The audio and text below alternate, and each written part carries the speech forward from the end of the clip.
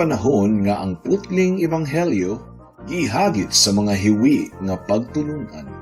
Kinahanglan mo barug ang mga tinunan ni Kristo sa pagpakigbisog sa paglaban sa pagtuo, nga makausa ug alang sa tanang panahong gihatag sa Dios ngadto sa iyang katawhan.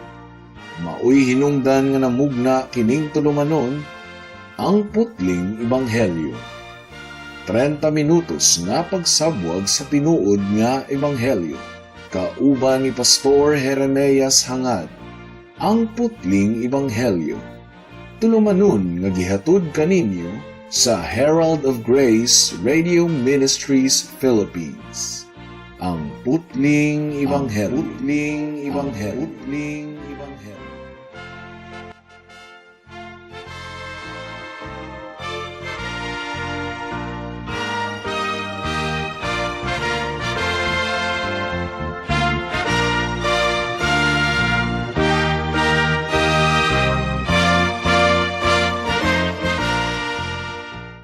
Mayong hapon Mabinay, mayong hapon Negros Oriental, Negros Occidental, Guimaras, Dumaguete City ug kutob sa tanang gidala sa Ginoo sa pagpaminaw niining atong programa nga giuluhan og ang putling ebanghelyo.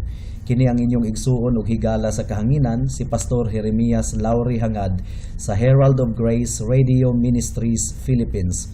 Dinuyugan sa iglesia nga nag-sponsor niining atong programa ang Salitran Covenant Bible Church sa Barangay Salitran, Dakbayan sa Dasmariñas, probinsya sa Cavite.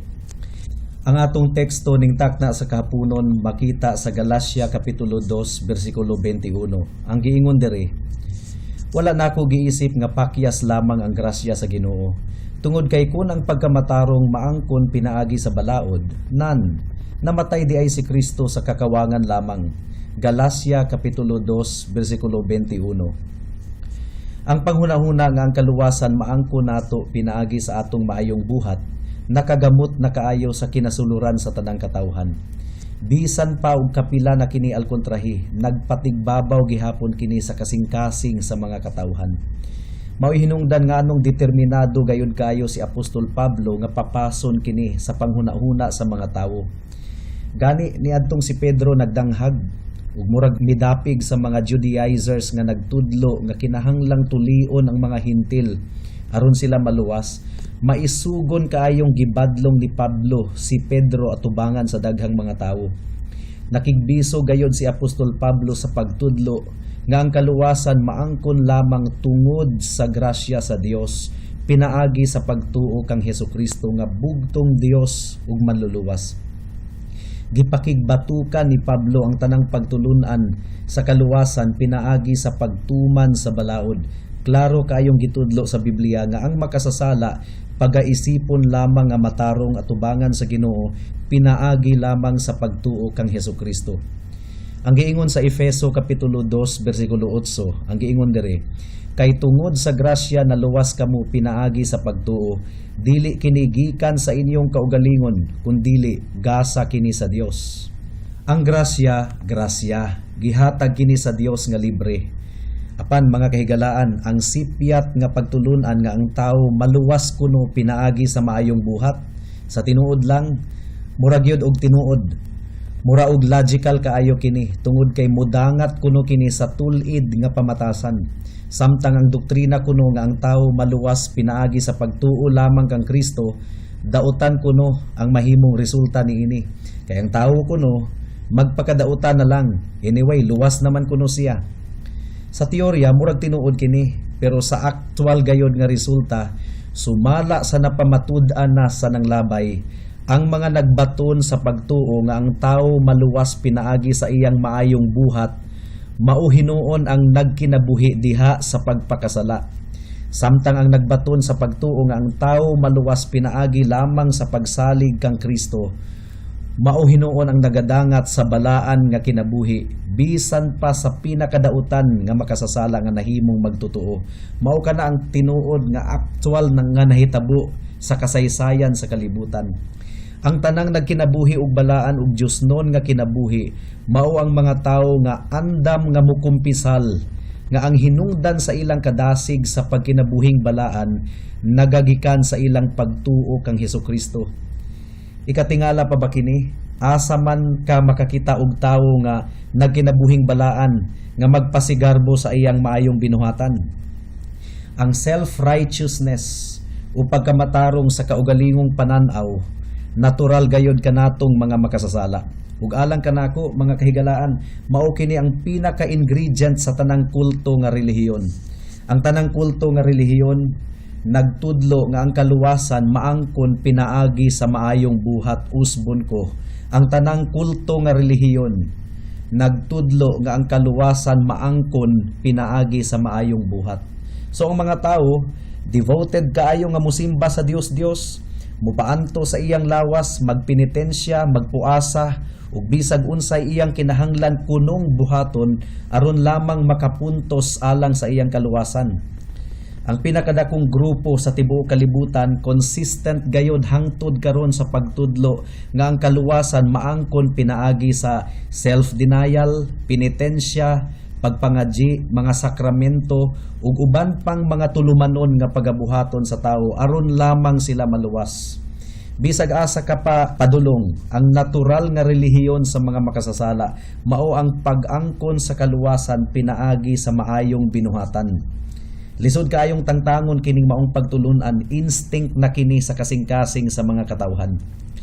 Kining maong sipyat nga pagtulunan mga kaigsuunan namugna gumikan sa pagkaignorante sa mga tao. Pagkaignorante mahitungod sa balaod sa Dios ug pagkaignorante mahitungod sa tinuod nga kahulugan sa pagkabalaan. Kung nasayod lang unta sila nga ang hugawng hunahuna, bisan ang hugawng hunahuna, laway nga hunahuna, paglapas na diay sa balaod. Ug nga ang paglapas bisan sa usa lamang kabahin sa balaod, pagsupak na diay sa tanang bahin sa balaod. Sumala sa giingon sa Santiago kapitulo 2 bersikulo 10 nga nagaingon nga kung supako nimo ang usa ka bahin lamang sa balaod, bisan pag natuman nimo ang uban, nakasupak ka na sa tanan. Kung nasabtan ka na sa mga tao mga kaigsunan, makumbinsi gayod unta sila dayon nga imposible gayod nga maangkon sa mga nakasupak na sa balaod sa Dios ang pagkamatarong atubangan sa Ginoo pinaagi sa balaod. Kining maong self-confidence o pagsalig sa kaugalingon namugna usab pinaagi sa wicked unbelief o pagkawalay pagtuo tungod kay pinaagi sa pagpasigarbo niya sa iyang kaugalingon. Ang tawo dili mutuo ug musalig sa Ginoo. Apan sukwahi kini kaayo sa giingon sa atong teksto ning takna sa kahaponon nga walay tawo nga isipon nga matarong atubangan sa Ginoo pinaagi sa iyang pagtuman sa balaod. Apan subo nga pamalandungon nga ang mga tawo naningkamot nga isipon silang matarong atubangan sa Ginoo pinaagi sa ilang kaugalingong pagkabuutan. Apan ang self-righteousness o pagkamatarong sa kaugalingong pananaw dautan gayud kaayo tungod kay gipakagaan niini ang sala.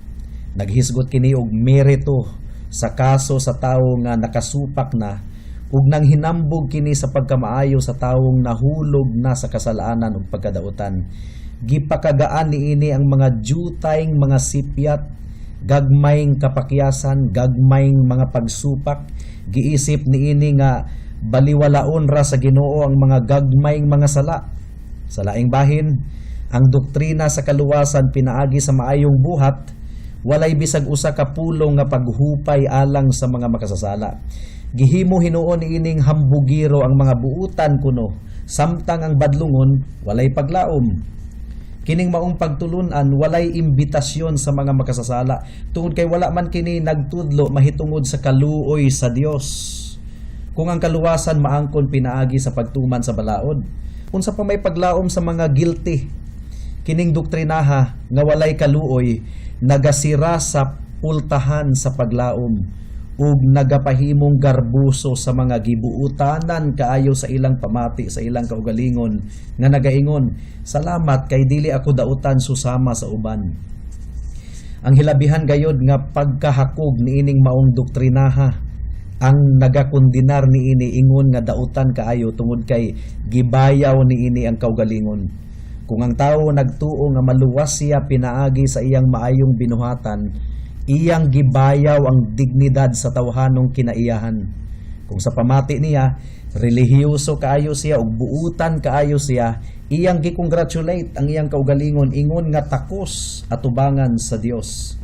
Kini nga attitude mga kahigalaan dulumtanan kaayo atubangan sa Dios. Sapagkat tinuod lang ang dawaton sa Dios ang mga mapainobsanon nga kasing-kasing ug dili ang mga mapasigarbuhon. Mga kaigsuunan, unsa may atong ikapasigarbo sa atong kaugalingon? Di ba ang tanang pagpasigarbo bakak man? Mura ra kini og ikog sa pikak. Kung nakakita mo og pikak, ang ikog sa pikak sobra ra kaayo kalapad. Apan ang iyang lawas gamay ra kaayo ikumparar sa iyang ikog ug ang pikak simbolo kana sa pagkahambugiro sa mga tao.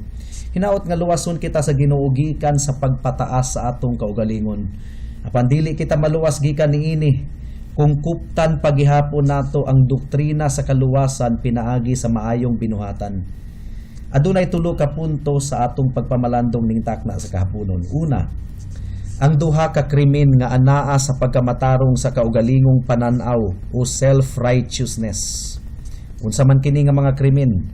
Kini ang mga krimen nga giisip nga pakyas ang grasya sa Dios ug nga ang kamatayon ni Kristo kawang lamang. So ang unang krimen mao ang pag-isip nga pakyas ang grasya sa Ginoo. Atong basahon og utro ang giingon ni Pablo sa atong teksto aron ma-presko ang atong una-una. Ang giingon dire, wala na ako giisip nga pakyas lamang ang grasya sa Ginoo. Tungod kay kun ang pagkamatarong maangkon pinaagi sa balaod nan namatay di ay si Kristo sa kakawangan lamang. Galacia kapitulo 2 bersikulo 21. Ang pulong sa Griego nga gihubad sa Bisaya nga pakyas nagpasabot nga gipakawalay bili, gireject, gibalibaran o giisip nga walay pulos. Karon ang naglaom nga maluwas siya pinaagi sa iyang kaugalingong pagkamatarong nagasalikway sa grasya o libre nga pabor sa Ginoo. Nagaisip niini nga walay pulos ug niana nga pamaagi nagaisip niini nga pakyas. Tataw gayud kaayo nga kung ang pagkamatarong mabatunan pinaagi sa balaod, ang grasya sa Dios wala nagikinahanglan. Kung maluwas kita pinaagi sa atong kaugalingong merito, nanginahanglan pa ba kita og grasya sa Ginoo? No. Nanginahanglan kita og hustisya, apan wala gayud kita nanginahanglan og kaluoy sa Dios. Kung makatuman kita sa balaod ug makaangkon nga dawaton kita sa Dios tungod kay buutan ta, tataw gayud kaayo nga wala nato gikinahanglan ang kaluoy sa Dios. Walay pulos ang grasya kung ang merito ang basihan sa kaluwasan. Ang tawo nga moatubang sa korte nga adunay klaro kaayo nga ebidensya nga siya walay sala, dili man mangayo og kaluoy gikan sa huwes. Dili siya mangayo og kaluoy gikan sa judge. Ang iyang isinggit nga mahatagan siya og hustisya. Kung taniyagan siya og kaluoy gikan sa judge, mainsulto hinuon siya. No, ang iyang isulti mao kini, hatagi ko og hustisya. Ihatag kanako ang akong katungod ug bold kaayo siyang mubarog alang sa iyang katungod. Apan kung siya makabati nga ang balaod nagkondinar kaniya tungod kay klaro kaayo nga nakasupak siya niini, diha na siya magpakiluoy. Walay tawo nga musugyot sa inosente nga magpakiluoy. Muingon hinuon kita nga ipaglaban mo ang iyong karapatan, pakigbisugi ang imong katungod. Mao nga nakaingon ko nga kung ang tawo nagtuo nga pinaagi sa pagtuman sa balaod o pag-perform og mga relihiyosong seremonyas o tulumanon, madawat siya sa Dios, iyang giisip nga walay pulos ang grasya sa Ginoo. Di ba klaro kaayo nga krimen kining maong doktrinaha at tubangan sa Dios? Kinahanglang masabtan ninyo mga kahigalaan nga ang grasya sa Ginoo dili gayud pwedeng isagol sa merito sa tawo. Sama sa lana og tubig nga dili pwedeng isagol, ang tawhanong merito ug ang langitnong kaluoy dili usab pwedeng isagol. Ang giingon ni Pablo sa Roma kapitulo 11 bersikulo 6, ang giingon diri, gipasikad sa Dios sa iyang kaluoy ang iyang pagpili kanila, dili sa ilang buhat. Kay kung gipasikad pa ang iyang pagpili sa ilang buhat, ang iyang kaluoy dili na tinuod nga kaluoy. So di ba klaro kaayo? It's either maangkon nimo ang kaluwasan tungod kay takos ka niini, kay buutan ka man, or gihatag kini sa Dios kanimo bisan pa og dili ikaw takos niini. Muni grasya. It's either dawaton nimo ang kaluwasan gikan sa Dios ingon nga premyo nimo gumikan kay buutan ka, or ingon nga grasya ug kaluoy sa Dios. Dili pwedeng isagol ang duha. Ang yanong donasyon o pabor dili mahimong pagaisipon nga premyo o personal nga katakos. Imposibleng isagol ang duha. Ang pagsalig sa atong kaugalingong binuhatan nagapakgang sa tanang paglaom sa kaluwasan pinaagi sa grasya. Mao nga gipakawalay pulos niini ang grasya sa Ginoo. Dugang pa, kung ang tao magwali mahitungod sa mga buhat sa tao, sa ilang pag-antos, pagbati o emosyon ingon nga basihan sa kaluwasan, ilang gipalayo ang makasasala gikan sa pagsalig kang Kristo tungod kay hangtod nga ang tawo magsalig sa iyang kaugalingon, dili gayon siya mosalig sa manunubos nga si Hesukristo.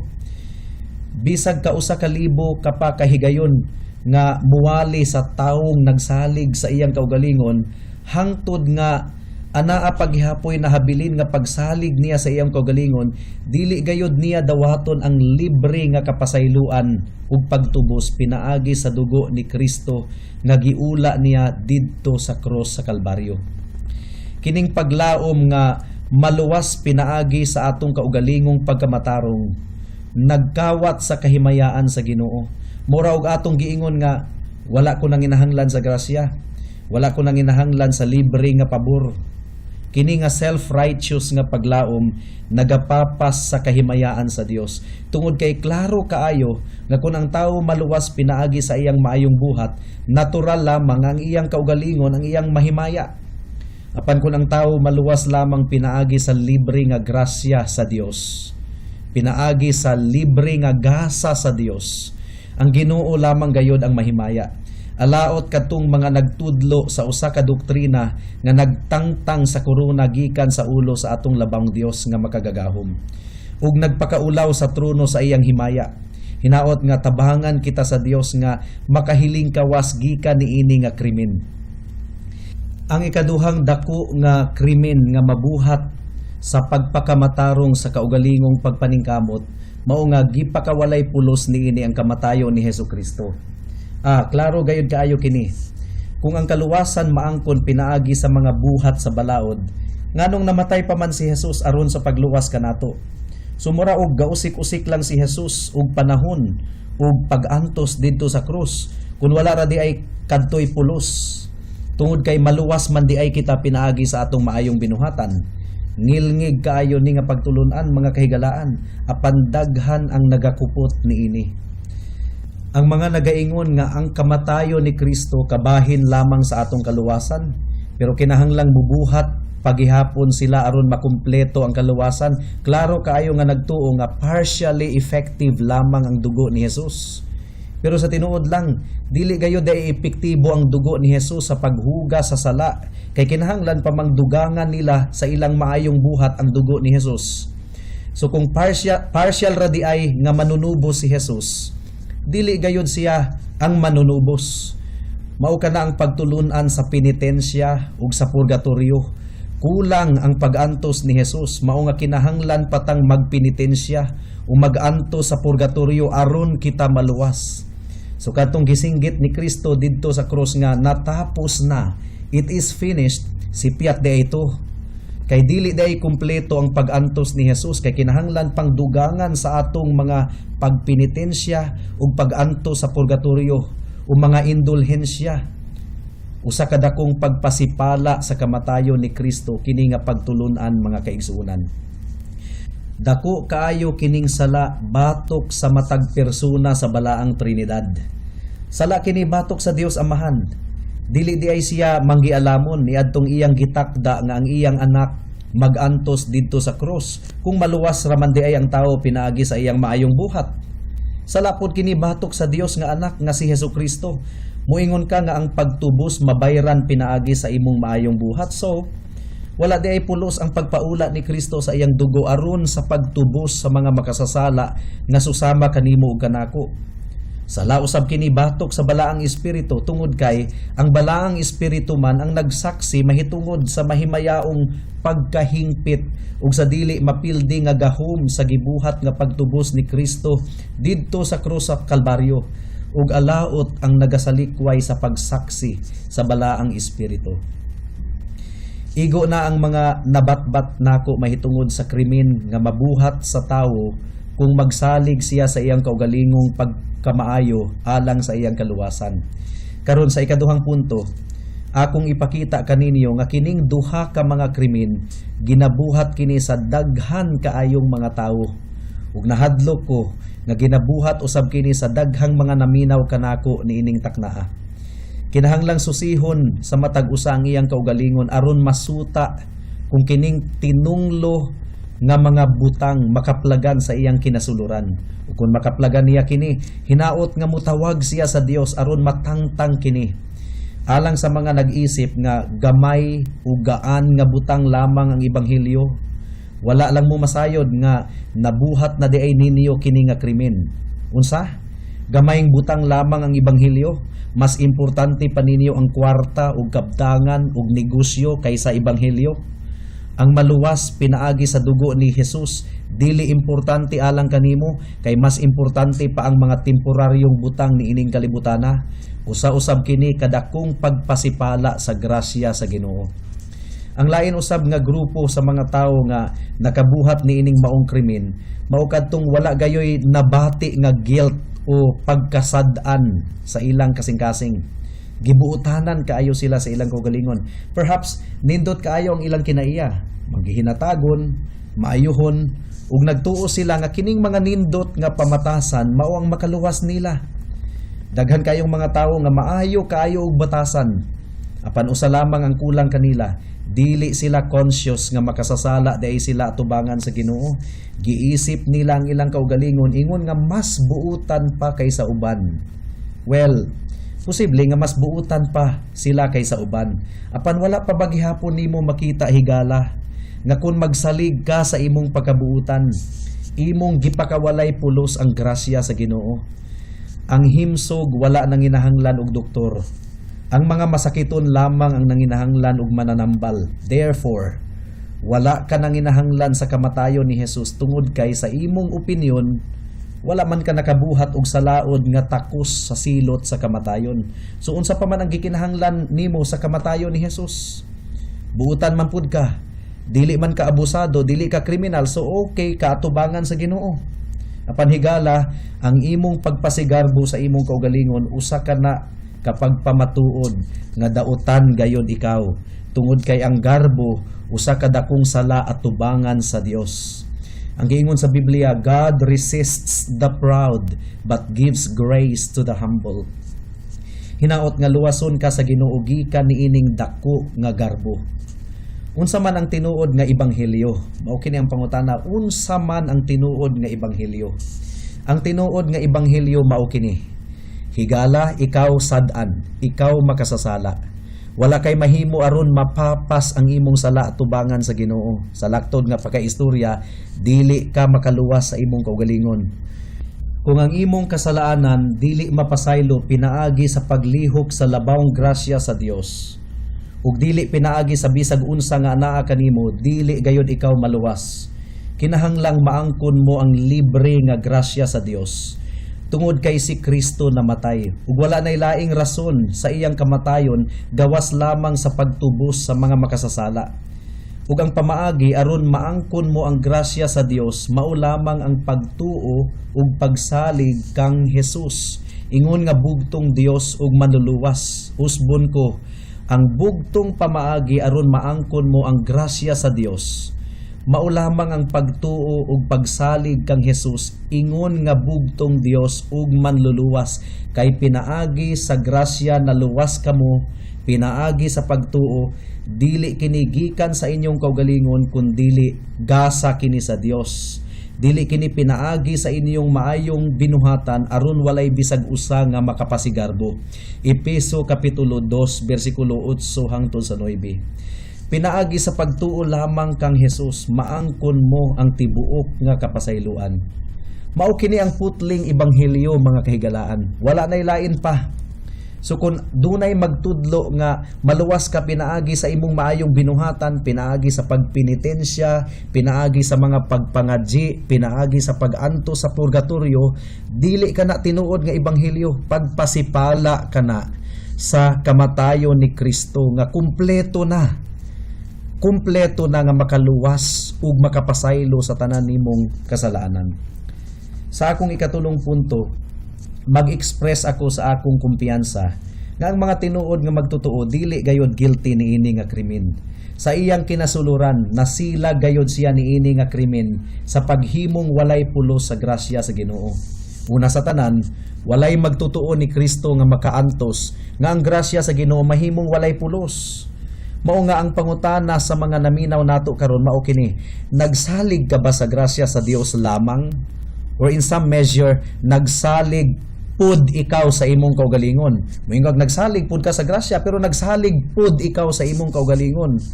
Nagsalig ka ba bisan og jutay lamang kaayo sa imong pagbati, sa imong pagkamatinud-anon, sa imong maayong buhat? O kung tinuod ka nga magtotoo kang Kristo, dili gayud ikaw musalig sa imong kaugalingon bisag jutay lamang. Adto lamang gayud ikaw musalig kang Hesukristo ug wala nay lain. Bisan sa akong kaugalingon mga kaigsuunan, dili jud ko musalig sa akong pagwali sa simbahan ug sa kahanginan diri sa radyo aron ko maluwas. No, ang akong pagsalig lamang anaa gayud sa bugtong manunubos nga si Hesukristo. Ang atong maayong buhat bunga lamang kini sa kaluwasan nga atong nadawat nga libre. Ang tinuod usab nga magtotoo dili guilty sa ikaduhang krimen kadtong gipakawalay pulos ang kamatayon ni Hesukristo. No. Nagsalig ang tinuod nga magtotoo sa kamatayon ni Kristo. Ang iyang confidence anaa lamang sa substitutionary death of Christ. Ang kamatayon ug pagkabanhaw mao ang tuburan sa atong paglaom sa tinuod nga kaluwasan. Usbon ko, ang kamatayon ug pagkabanhaw ni Jesus maong tinubdan sa atong paglaom sa tinuod nga kaluwasan. Kalipay nato nga kuptan ang duha kadakong prinsipyo. Unsa man kining duha kadakong prinsipyo? Una, ang grasya sa Ginoo dili gayod mapakyas. Ug ikaduha, dili usab mapakyas ang kamatayon ni Jesus. Ang grasya sa Dios dili gayod pakyas. Ang walay katapusang tumong sa Dios sa pagluwas sa mga makasasala pinaagi kang Kristo matuman gayod. Ang sakripisyo ni Kristo epektibo gayod. Ang mga musalig kaniya sumala sa giingon sa Biblia maluwas gayod ug makaangkon og kinabuhing dayon. Walay kapakyasan bisag asa nga punto sa plano sa Ginoo. Ang grasya sa Ginoo igo na dalaygon ang iyang ngalan. Karon mga kahigalaan, unsa pa may imong gipaabot? Undangin na og salig ang imong kaugalingon. Ayaw og insultuha ang grasya sa Dios ug ang iyang kamatayon. Hinuon, paghinulsol sa imong sala sa garbusong pagsalig nimo sa imong kaugalingong pagkamaayo ug ibalhin ang imong pagsalig nganha kang Hesus lamang alang sa imong kaluwasan. Buhata kini karon kay basin og ugma ulahin na ang tanan. Hangtod dinhi lang kita taman sa atong pagtuon karong taknaa tungod kay wala na kitay oras pa.